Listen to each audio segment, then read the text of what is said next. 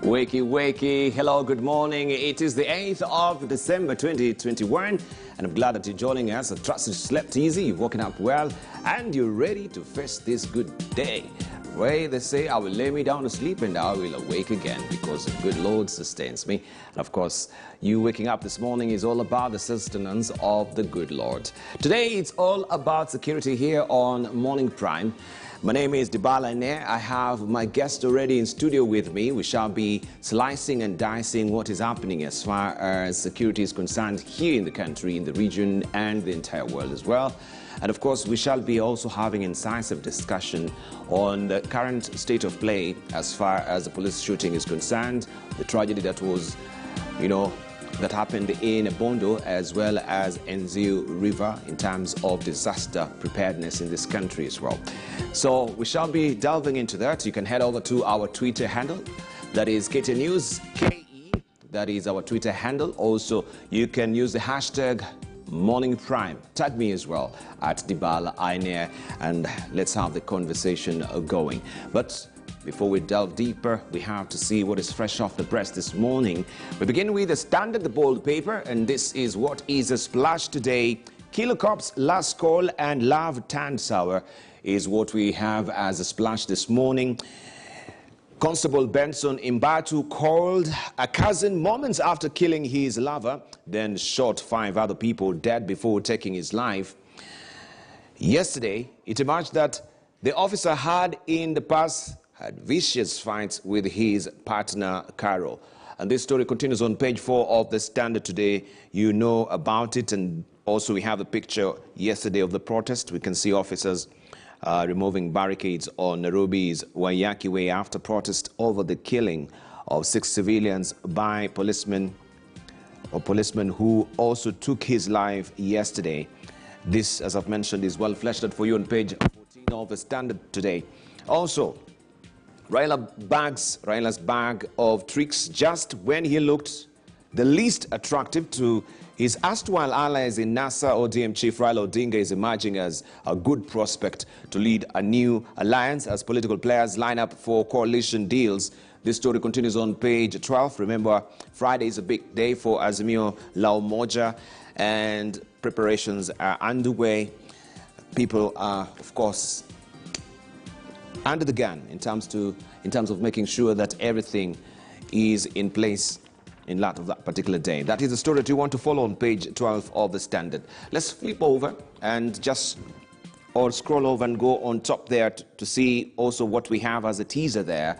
We have why head teachers want schools closed early. This story continues on page 4 of the Standard. Why teachers want schools closed early. Also, the examinations to be postponed. You can follow that story on page 4 of the Standard.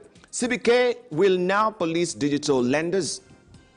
It has been slow in coming, but right now the regulator is on it. CBK will now police digital lenders. You have the story on page 29 of the Standard this morning. DP Ruto's big gamble over small parties. That is on page 7 of the Standard. Right, let's see what we have on the front page of the Daily Nation. Raila beats Oka to win tycoons. Backing for 2022 is a splash this morning. And looking at the flagger there, it reads, allies of DP Ruto and Mudavadi criticizes president's move to influence succession. That is a story that you want to follow on page 4, 5, and 6 of the Daily Nation today. Mount Kenya Foundation bigwigs settle on ODM leader Raila Odinga as their preferred candidate to take over from President Kenyatta, coming as a major political boost ahead of the former PM's big day. And you can follow that story, as I've mentioned, on page 4, 5, and 6 of the Daily Nation this morning. Also, headlining or on the front page of the Daily Nation as well is the story that is doing rounds right now of the police officer. For killer officer, it was a matter of when, not if. And you can follow the story on page 7 of the Daily Nation this morning. Also, you have an insert there of police officers trying to calm the situation yesterday in Kangemi. That is Waiyaki Way, where there was protests. Also, 7 tests positive for Omicron in Uganda. That should be like a red flag for us as well. The variant was detected in 2 travelers from South Africa and 5 from Nigeria who arrived in Uganda more than a week ago, raising fears the virus might have spread in the neighboring country. You can follow that story on page 8 of the Daily Nation this morning. Also, Akasha keen fight to recover their properties from Kenyan courts. That story continues on page 11 of the Daily Nation. CBC now goes to university colleges to review courses ahead of rollout. That is on the back page of the Daily Nation this morning. Let's see what we have on the front page of the Star. And this is your splash this morning. I don't have a hard copy with me, but I'll just give you the headlines that we have here on the front page of the Star as well. It's all about the Kabete killings. Survivor tells of shootings horror. He stepped out of his house, felled 5 others. That was a carnage yesterday. Constable Benson Imbatu went home with his AK-47 rifle, picked a quarrel with his wife, Carol Amagove, and shot her. You have the story on page 4 and 5 of the Star this morning, and inserts there of the victims as well. The police trying also to quell the situation yesterday on Waiyaki Way. On top there, Mount Kenya tycoons to endorse Raila ahead of big day. Mount Kenya tycoons to endorse Raila ahead of big day. This is the choice of the businessman, and he's only human. Doctors take on Ruto's grilling campaign diary. You can follow the story on page 7 of the Star. That is a sidebar story there. And lawyers to disclose suspect deals in money laundering law. Finally, maybe this particular bill is seeing the light of day. Lawyers will be compelled to disclose financial transactions deemed to involve money laundering and terrorism financing. The state will also have powers to seize suspect property and stop transaction at least for 5 days without a court order. This is a bill that was being steamrolled there by the majority leader in the National Assembly, Amos Kimunya, and it seems, yes, that will see the light of day as well. Let's see what we have on the front page of the business, not the Business Daily, but the People Daily. Then we shall also go to Business Daily, but sequentially, let's see what the People Daily is holding for us this morning. And this is the splash for you. How deranged cop shot, dead 6 within minutes. That is the wrenching, heartbreaking headline that we have on the front page of the People Daily today. You know the story, night horror. In a sad twist, Benson Imbatu was under investigation by IPOA. That is a revelation that we have as well for the April 16 killing of Nicholas Lifede at Mountain View Estate within Kabete area. This story is continuing on page 4 and 5 of the People Daily this morning. Right, I have my guest with me, and I think today, as I've mentioned to you, is all about security, and this particular story is also just falls snugly or fits snugly with our conversation today, looking on what the current state of play of our police officers is all about, the psychosocial support. Why are we having these rising statistics of police killing each other, killing wananchi as well? I mean, that's one too many this year that we've had, and of course that will be on the table for discussion as well. Let's continue and see what we have on the front page of the Business Daily. And this is what is on the front page of the Business Daily this morning.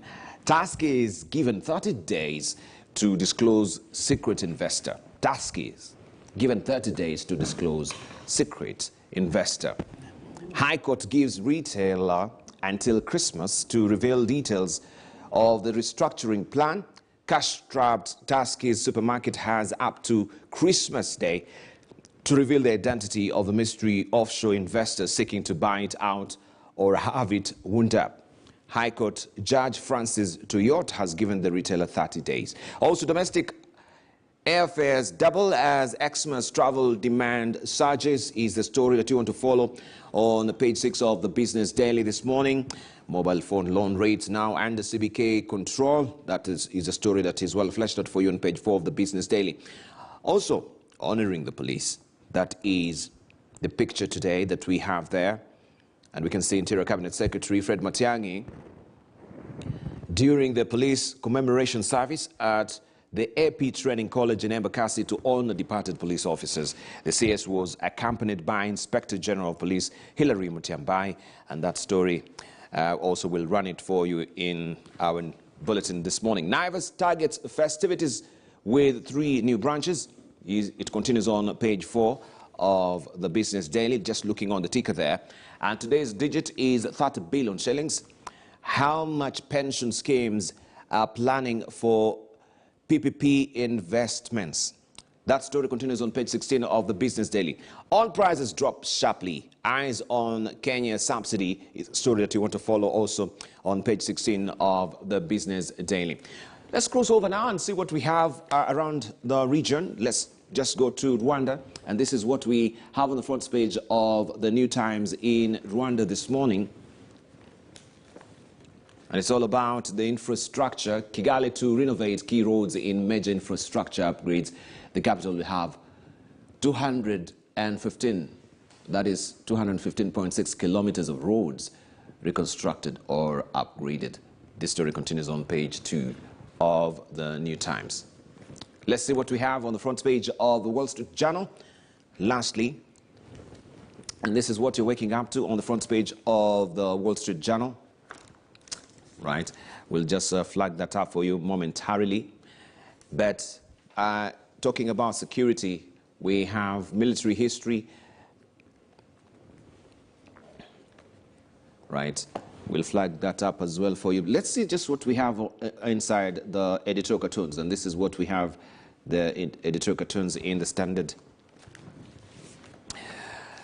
That's where we have the IBC and the voters' apathy. Right, you can see the piper who's calling the tunes right now. Yeah, it's the apathy, and I leave it for you to decipher that. It is self-explanatory. That is what Gado has for us today. Let's see what Victor has in the Daily Nation this morning. And this is what we have on the editorial page of the Daily Nation this morning, according to Victor.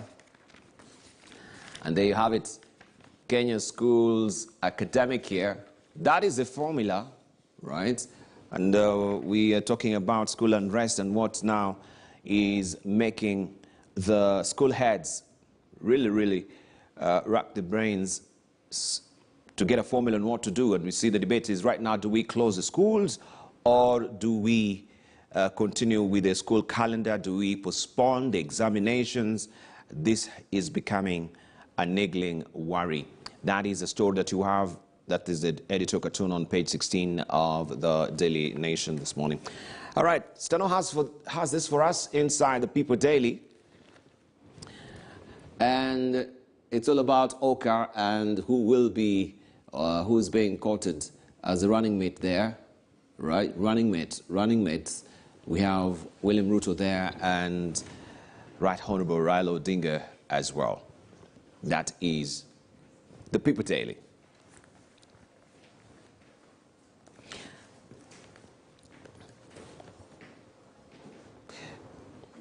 All right, so just want also just to introduce our panelists this morning, and we carry on with some of this discussion, especially the editorial cartoon today, and that's today in the Daily Nation, which is snugly fitting our discussion, especially on the schools closure and then rest is a niggling worry, as I've mentioned, and also the police officer that we have that particular story headlining the Standard today, Killer Cops, Last Call, and Love Turned Sour.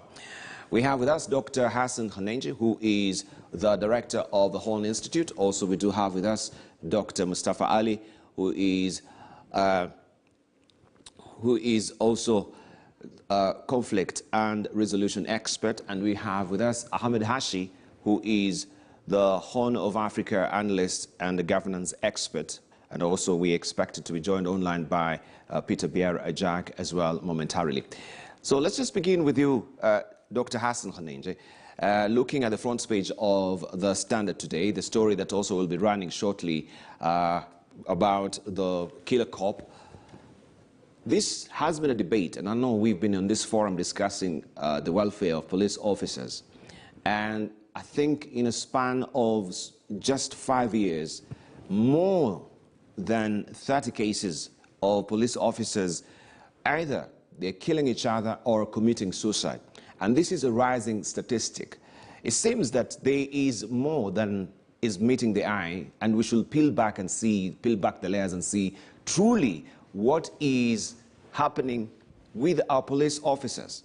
Even after we carried out police reforms in this country, when we say it should not be a force, it should be a service, it seems all these reforms are running down the tubes. Yeah, Dibal, I think more often anytime there's reference to the police service, a lot of times we are discussing about what is wrong with the police service, of course, which has been transformed from the police force to a police service. And I think enough Kenyans are going to try and find out what is wrong with the police service. But what is also normally forgotten, it's the police service and policemen and women, they also work under very difficult circumstances. Not just that the environment they're working with, Kenyans who are not exactly the easiest, bunch of group to deal with, but frankly, they also live in very meager, places. More often, actually, some of those places are pathetic. But what is critical is, even in the midst of living in these really pathetic environments and not having sometimes the kind of resources they require, there is no sufficient help when it comes to mental health. And it is something that we've not even invested in sufficiently as a country, and we should be paying critical attention to that. The relationship, for instance, based on the news, had only been about perhaps 3 months or so. So this is not something that you can say perhaps has been going on for a very long time. But he had demonstrated signs of volatility and aggressiveness that, of course, spoke to his own instability. And these are signs that people should have been able to figure out. But what I also like to warn generally Kenyans is relationships are complex, and any time a partner starts demonstrating aggressive and volatile behavior, I think it's a time to take a break and perhaps seek some help for him or for her. Indeed. Dr. Mustafa Ali, also your turn of thoughts on this particular latest development, which of course opens up a very deep discussion on the welfare of police in this country. Thank you, Dibal. On the whole, Dibal, the police service in this country are doing a sterling job, except in few cases there are police officers who don't do their work properly, collecting bribes and not paying attention to what they're supposed to do. But those few should not be spoiling the name of the entire police service, who are really working under, as previous speaker spoke, spoke to working under very hard, in some cases, very harsh circumstances. In this case, Dibal, where a police officer killed members of the public, his wife, and then later himself, the early signs were there. This particular police officer was violent before. He had a history of violence with this particular wife and with other members of the public, as we are meant to understand. And therefore, these early warning signs are very critical in actually evaluating anyone who carries arms, not just a police officer, but anybody who is in possession of firearm. And the second point, Dibal, here is the recruitment process that police recruits go through. It's very important, and that's where you can catch a lot of these mental instabilities, psychosocial challenges that many Kenyans have, and to try and not to recruit people that have mental challenges because they are going to be in possession of firearms which they might use against themselves or the members of the public.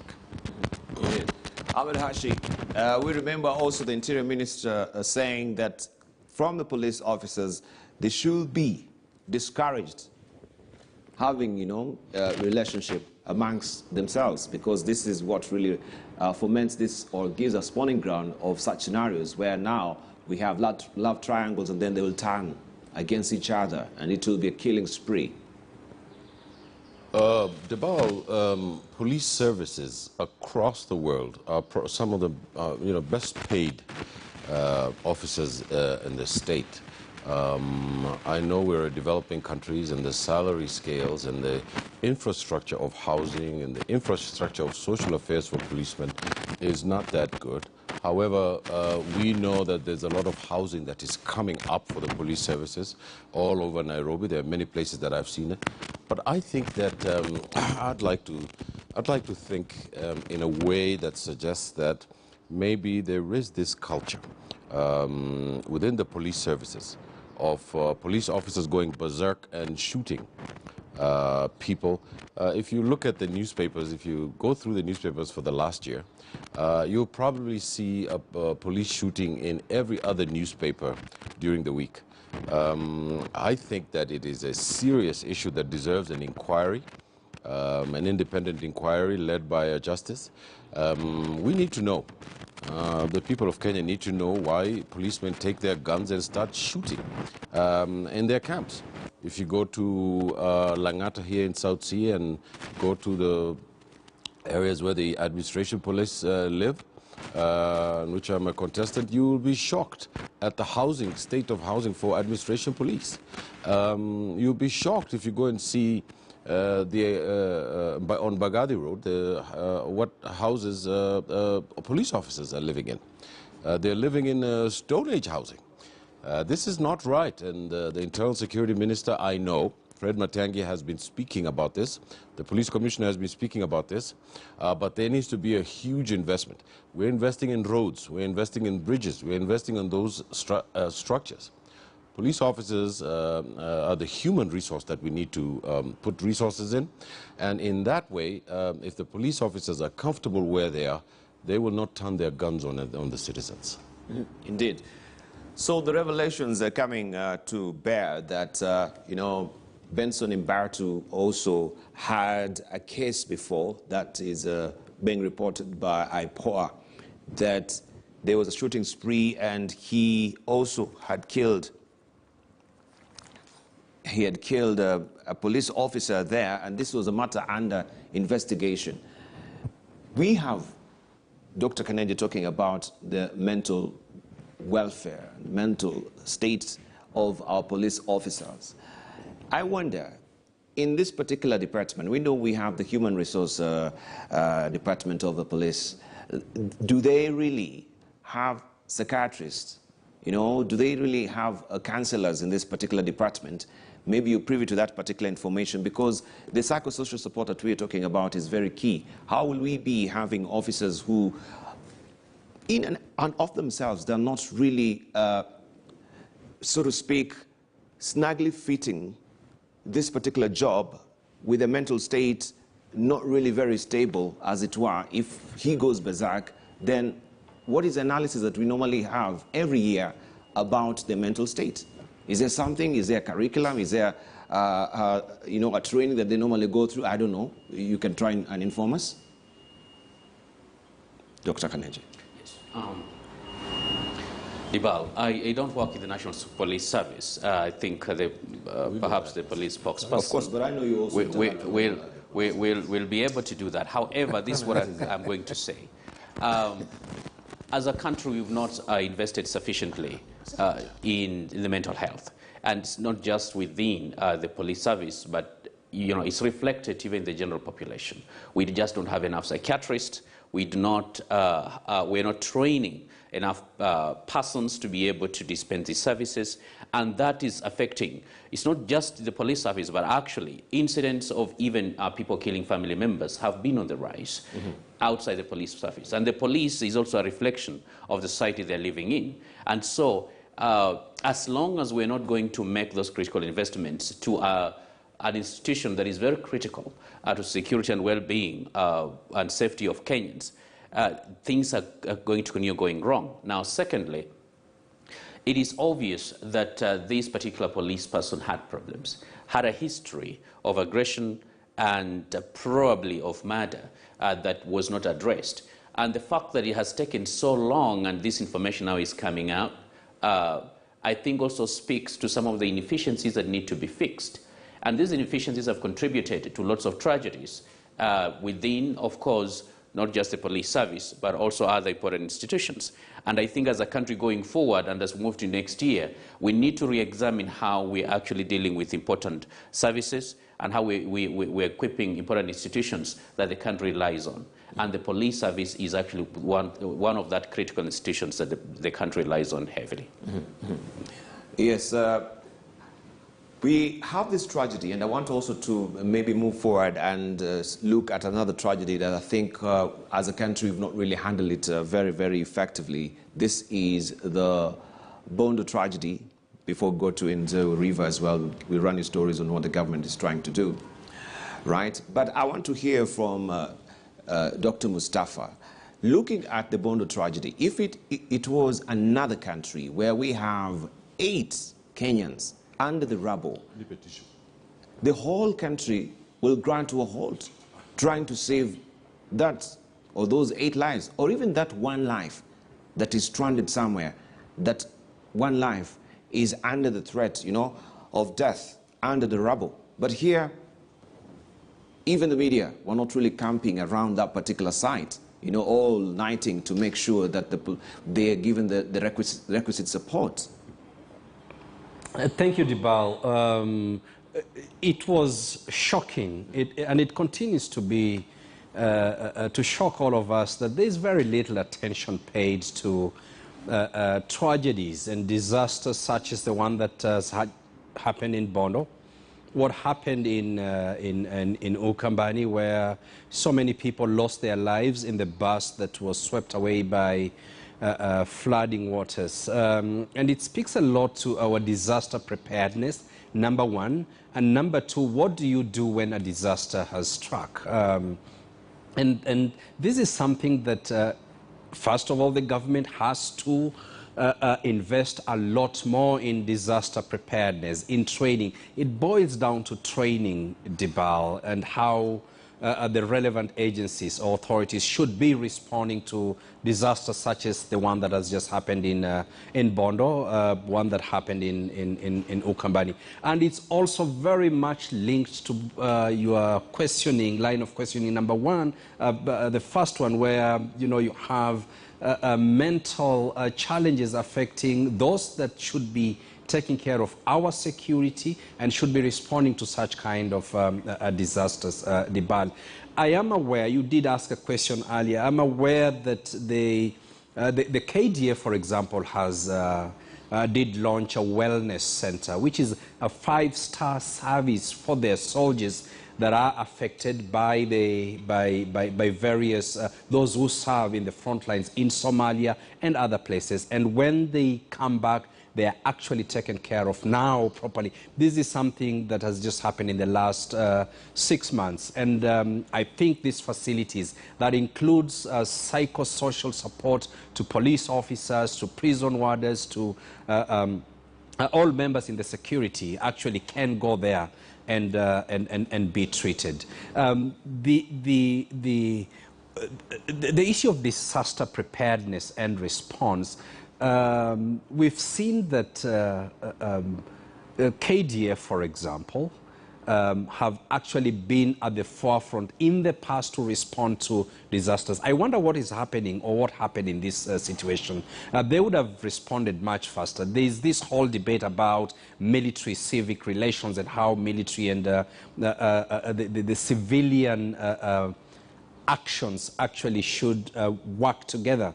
And these are issues that we need to discuss. There is expertise in the military to respond to disasters. And it's important to mainstream and to utilize this expertise in situations like we've seen in Bondo, in Ukambani, and other places. Yes, indeed. Hashi, Bondo tragedy. We can try and also, couple that with what is happening currently, or what's happening in Nzio as well. We have the families that are affected will be viewing their borders today. But in light of disaster preparedness in this country, do we have a long way to go?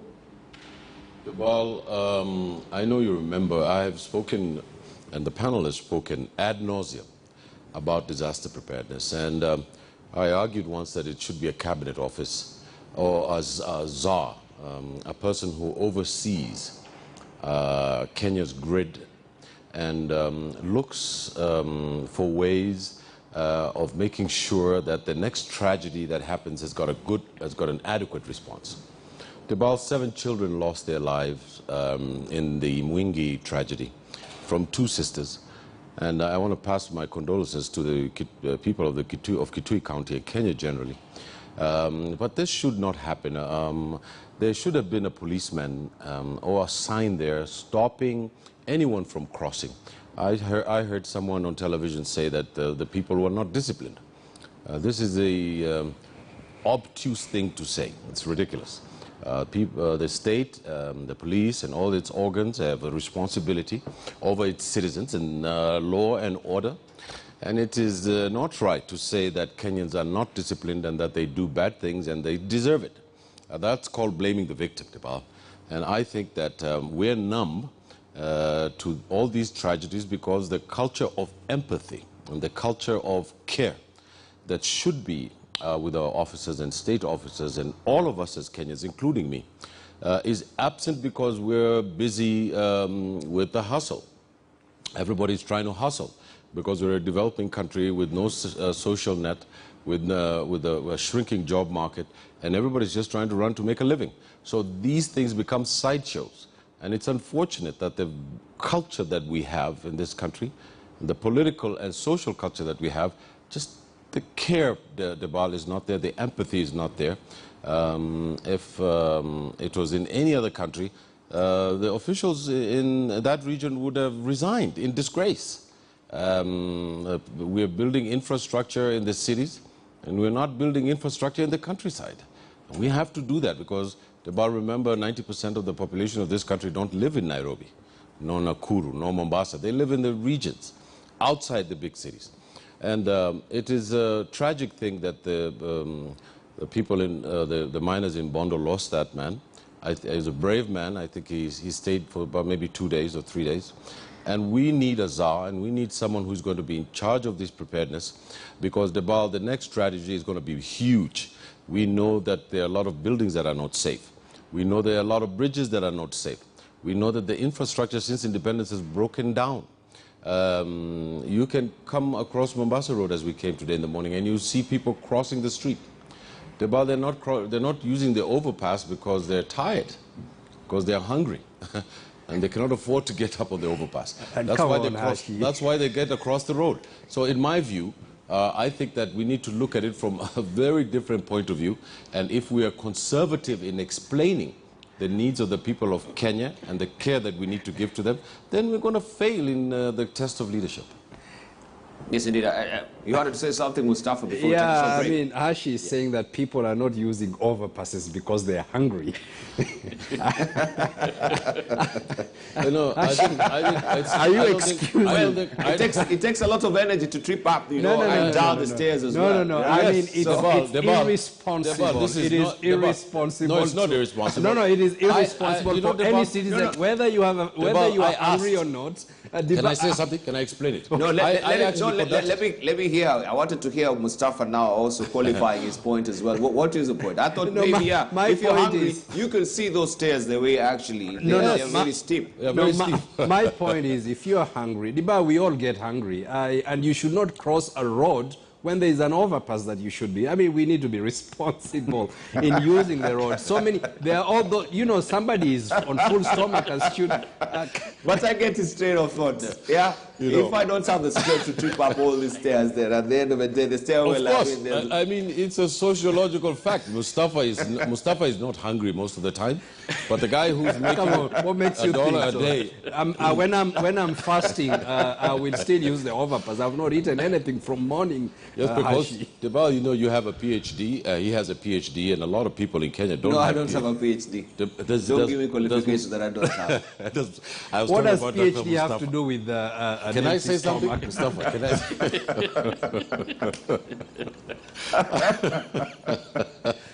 Let's move on. Let's move on. Okay. All right. Let's take. Okay. Wow.